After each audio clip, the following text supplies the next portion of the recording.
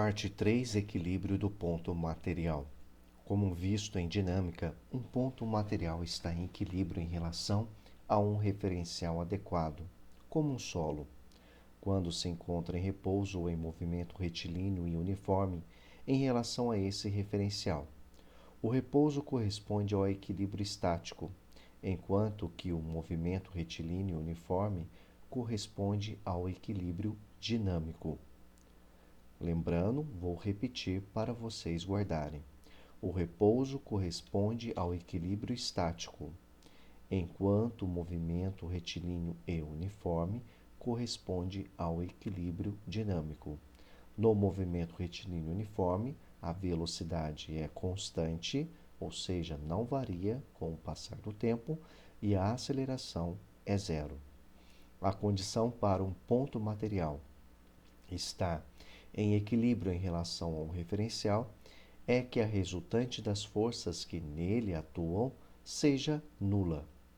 Observe a fotografia a seguir, em que uma pessoa está suspensa em um cabo de aço por meio de um aparato. Menino brincando em tirolesa. As forças que atuam no sistema, pessoa e aparato de suspensão são o peso desse sistema e as trações do cabo de aço.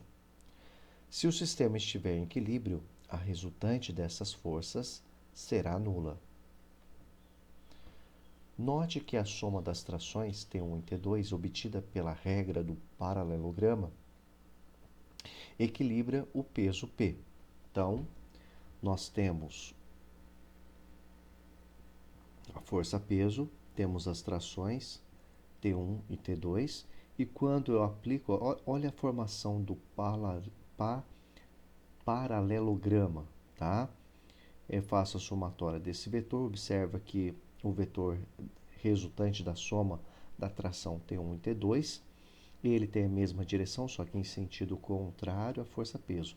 Por isso, eles estão se cancelando. Veja na próxima fotografia detalhes de um aqueduto romano em Segóvia. Olha essa imagem, então, antigo aqueduto romano em Segóvia, Espanha, julho de 2012. Os aquedutos eram utilizados para fazer o transporte de água, levar a água de um ponto para outro. Esses arcos eram construídos em blocos de pedra, simplesmente justapostos, sem nenhum material que ligasse um bloco ao outro. Isso era possível porque cada bloco é equilibrado pelas forças que recebe dos blocos adjacentes. Ao se considerar a não solicitação de atrito, as forças que cada bloco recebe são normais de compressão. Então, nós temos um bloco, nós temos aqui a força peso, e nós temos as forças adjacentes devido ao bloco N1 e o bloco N2. Se nós somarmos as forças adjacentes, utilizando aí a regra do paralelograma, observe que vai haver um cancelamento entre a resultante das forças adjacentes com a força peso. Observe que a soma de Fn1 com Fn2, obtida novamente pela regra do paralelogramo, equilibra o peso. A figura a seguir mostra esquematicamente, em três situações, A, B e C, representa uma partícula em equilíbrio e tem como finalidade recordar o uso de outras regras de adição vetorial. Então, nós temos aí letra A, letra B e letra C.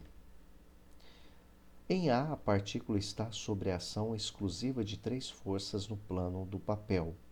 A soma de F1 e F2, pela regra do paralelograma, equilibra a força F3. Em B, as três forças são adicionadas pela regra do polígono, obtendo-se uma linha poligonal fechada, razão pela qual a força resultante é nula e a partícula encontra-se em equilíbrio. Em C, analisamos a força resultante por meio da decomposição das forças, segundo duas retas perpendiculares, x e y. F3x equilibra F1 e F3y equilibra F2. Então, aqui ó, eu pego a força F3 e faço a decomposição dela no eixo Y e a decomposição dela no eixo X. Observe que F2 se equilibra com F3Y e o F1 equilibra com F3X.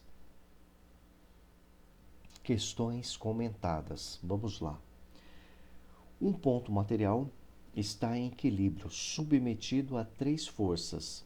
Que condição as intensidades dessas forças devem satisfazer? Resolução. Primeira possibilidade. A força tem direções diferentes.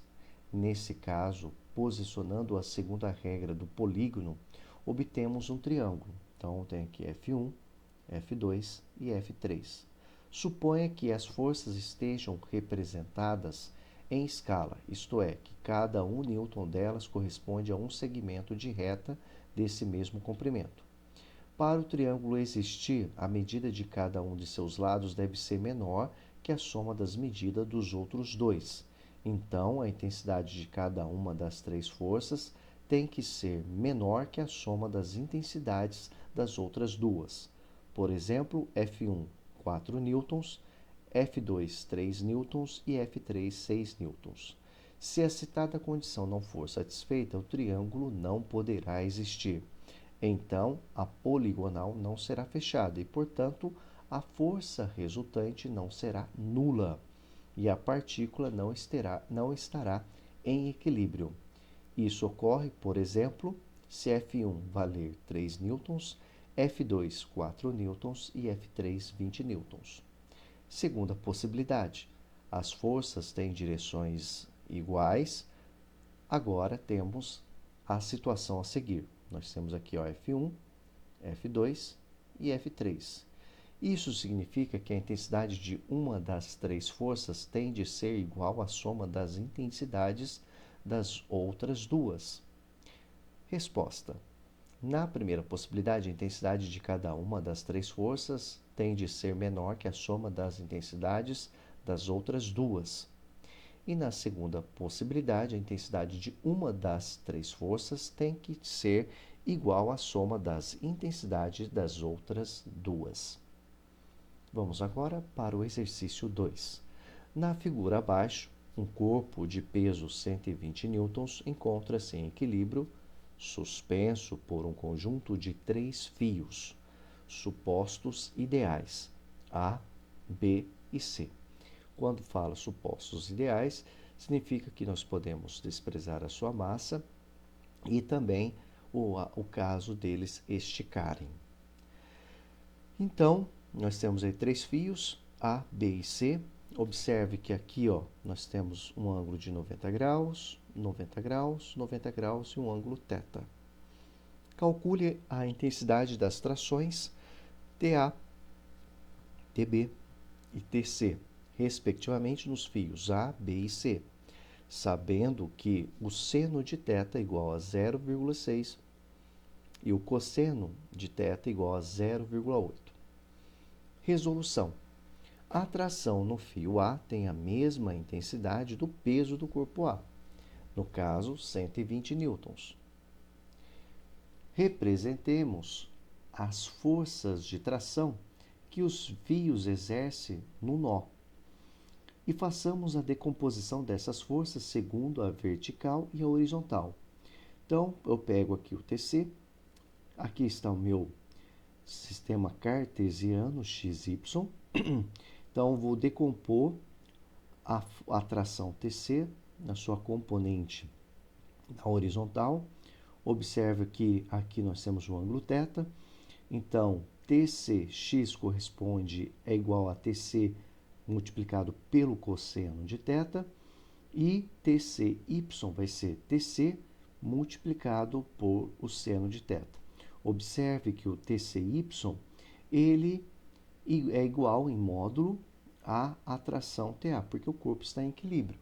Então, TCy igual a TA, TCy, que é a componente da tração TC no eixo vertical, ficará TC multiplicado pelo seno de θ igual a TA. TC, o seno de θ foi dado, vale 0,6 ou 0,60, e o TA, nós vimos, vale 120. Então, TC igual a 120 dividido por 0,6, que resultará em 200 newtons.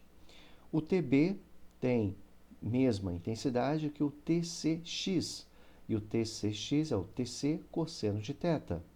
Então, a tração no fio B vai ser 200 multiplicado por 0,80, pois o cosseno de θ vale 0,80.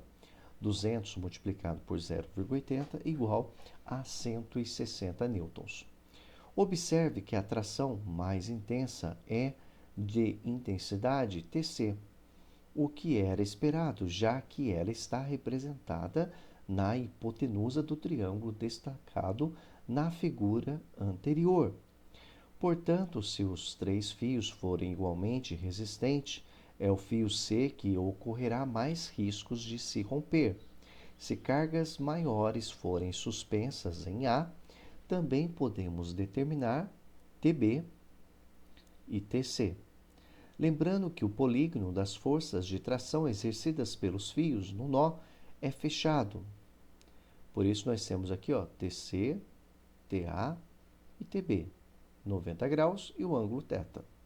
Assim temos o seno de θ, cateto oposto TA pela hipotenusa TC. Aqui, então, vai dar 0,60 igual a 120 dividido por TC. Isso aqui é uma outra maneira de fazer esse exercício e obter os resultados. Então, TC, a gente vai fazer aqui, a gente pode trocar de lugar. No lugar de 0,60 eu coloco TC, e no lugar de TC eu coloco 0,60. 120 dividido por 0,60 vai dar 200 newtons. Cosseno de θ, TB dividido por TC. Cosseno de θ, 0,80. Faço a mesma operação do que anterior. Vai ficar TB igual a... Eu vou multiplicar aqui, né? No caso, como TB está aqui, né? Eu vou multiplicar 0,80 vezes 200, que resultará em 160. Então, resposta: 120 newtons, 160 newtons e 200 newtons. Exercício 3. A figura representa um sistema constituído de fios e três polias, P1, P2 e P3, todos considerados ideais. A força F aplicada na extremidade de um dos fios mantém o sistema em equilíbrio, sustentando uma carga de 1.200 newtons. Calcule a intensidade da força F. Resolução. Para resolver esse tipo de exercício é necessário lembrar que, em um mesmo fio ideal, a tração tem a mesma intensidade em todos os seus pontos. Ou seja, essa força F, ela também é igual aqui, mesmo fio, tá? Em qualquer corpo em equilíbrio, a força resultante é nula. Nas polias, a força resultante seria nula, mesmo que não estivesse em equilíbrio, porque, sendo consideradas ideais, têm massas nulas. Observe que esse sistema de polias e fios quadruplicou a intensidade F da força aplicada por seu usuário. De fato, a força recebida pela carga tem intensidade 4F. Essa é a vantagem da utilização de sistemas como este. Em contrapartida, se a carga for erguida a uma altura d em relação à sua posição inicial, o ponto de aplicação da força F deverá ser deslocado de 4 vezes d, princípio da conservação do trabalho. Então, nós temos aqui, na polia 1, aqui nós temos a aplicação da força F. Então, aqui também essa força, né, ela vai ser aplicada, nós vamos ter F aqui também. Então, sobre P2 eu tenho F, F. Então, sobre P2 eu vou ter aqui 2 Fs. Se aqui é 2 Fs, aqui também vai ser 2 Fs. Aí vai ficar aqui na polia P3, 2 Fs, 2 Fs, que vai ser igual, se eu somar, né, 2F mais 2F vai dar 4 Fs. De maneira que a força-peso vai ser igual a 4 Fs. Se a força-peso dessa carga é 1.200 newtons, a força E vai ser 1.200 dividido por 4, que vai ser igual a 300 newtons. Então, o sistema de polias é também uma representação de uma máquina simples que serve para ampliar a nossa força.